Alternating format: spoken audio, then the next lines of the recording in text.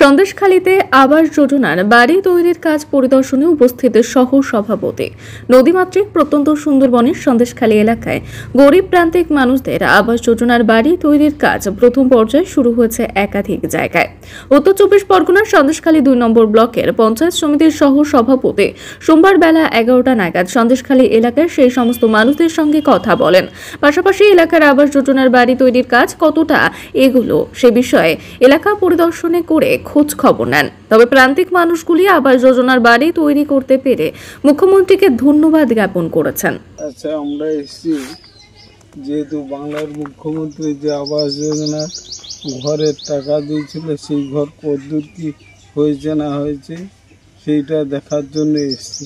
আচ্ছা, আপনারা যে ঘর পেয়েছেন এতে করে আপনাদের কি খুশি? তো আমরা খুব খুশি। দিদির প্রতি আস্থা আছে? আচ্ছা, যাই হোক, যেহেতু আবাস যোজনা মুখ্যমন্ত্রী যে দিয়েছে এর জন্য দিদিকে আর কি ওনারা ধন্যবাদ জ্ঞাপন করছেন।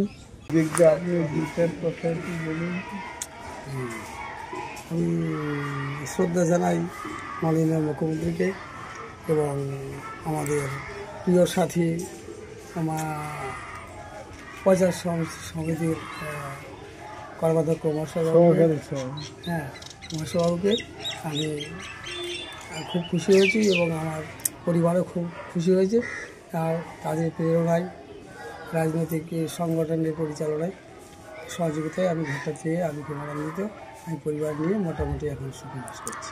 আচ্ছা, নমস্কার দিদি সরকারকে।